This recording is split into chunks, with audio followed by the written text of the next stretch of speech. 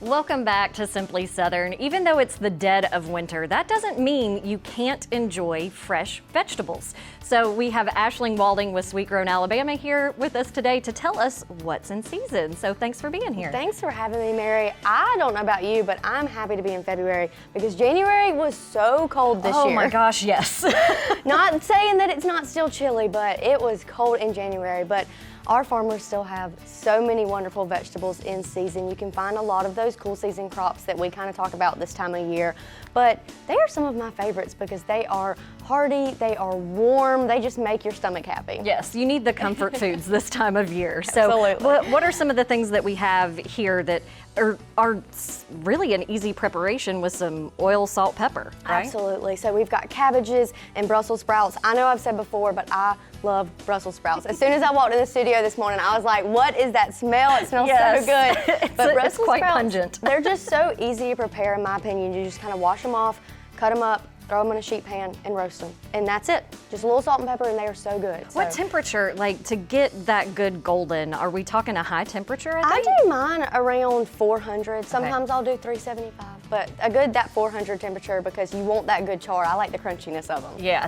and it helps caramelize it almost a little bit, it seems like. Oh, so yeah. it gives you a little sweetness for kind of a bitter vegetable. So. And talking about that caramelization, carrots are another good thing you can do that with. Getting a good caramelized carrot is so easy to enjoy during these winter months. Yes, and it looks like we have something prepared here so that we've got carrots, broccoli, sweet potatoes? Yes, so we are getting into our 2025 ambassadors. I know I've kind of talked about them before, but this year we are excited to have 5 ambassadors. So we are doubling in size. We are having a lot of new people, but Brooke Burks is one of our ambassadors, and this is her vegetable casserole. So if anybody's wanting to learn about cooking local, wanting to get to know our ambassadors a little bit more, they can visit our website. You can sign up for our newsletter. We're going to be sharing some of their stories on there and just like little questions about them, like who they are, why they like to cook local, what their favorite dish is, just some little tidbits. And it's so nice to see those folks who are food bloggers and recipe developers and all that kind of stuff who are right here in Alabama.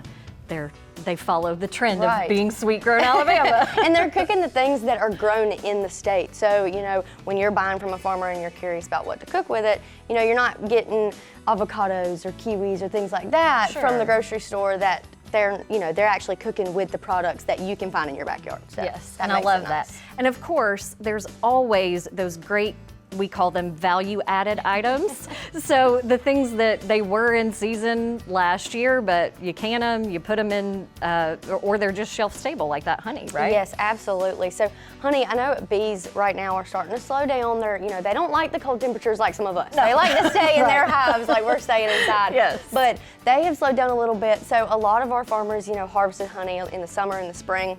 They're about to pick back up, but you can still find honey because it is shelf stable. They'll jar it and you can call up a beekeeper and they have honey all year round.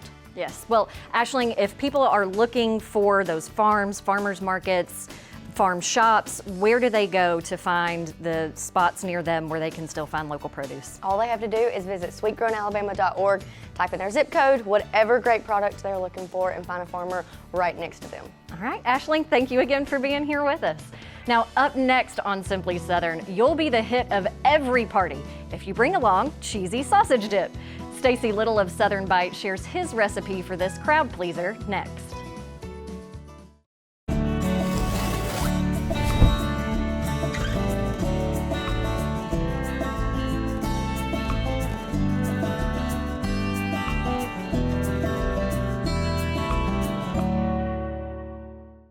Perry County, Alabama is a typical rural Black Belt county with an employment rate and household income well behind the state averages. But Alabama Extension is working to change that, one small business dream at a time. Join us as we discover more. Victoria Bates has built a career across 30 years as a stylist in Marion, but for years, owning her own salon was something she could only imagine. My previous building was sold to another owner.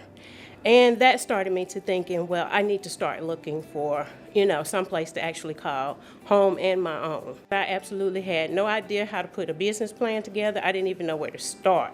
One of Victoria's clients happened to be Katrina Easley, Perry County Extension Coordinator with expertise in workforce development. We were able to go back to Victoria and say, okay, this is what you would need to develop a business plan.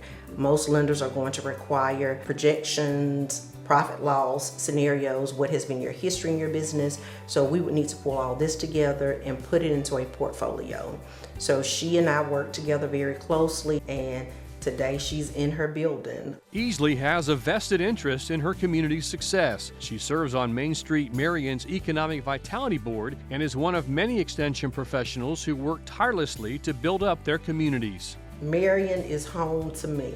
So my heart goes into whatever it is I'm doing in my community because I know firsthand how it can impact and bring up my community. I would recommend Extension. I mean, it's a great resource, and they have so many different areas, that they can actually help any type of business owner that's trying to especially get started. Everyone knows when Extension shows up, they're going to get just what they've come for, and that just gives me delight in knowing that I work for an organization that cares about the people in the communities that we serve. What we eat, what we wear. It all starts somewhere. And if it's good, it usually starts with a farmer. And that somewhere is right here in Alabama. In a field, in a barn, on a tractor. Right now, there's a farmer starting something good for all of us. And it all starts right here in Alabama. Alabama PALS, People Against a Littered State, is a statewide organization that has many programs that can benefit your county, school, city, or community. The Alabama Adopt a Mile program, the Don't Drop It on Alabama Spring Cleanup, the Alabama Coastal Cleanup, and the Alabama Clean Campus program are all programs available to you and your respective groups. Join with Alabama PALS and let's do our part in making Alabama truly Alabama the Beautiful. For more information, go to alpals.org. For more Simply Southern, follow us on social media. And while you're online, visit our website, simplysouthern.tv.net. Simply Southern continues in a moment. Buying from local farms has turned healthy eating into an adventure for the kids.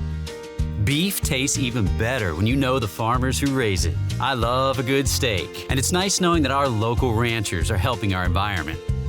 I do like a little honey in my tea. Keeping my money in the local economy by buying from Alabama farmers makes it taste even sweeter. Bring the farm to your home. Discover what's growing near you at sweetgrownalabama.org.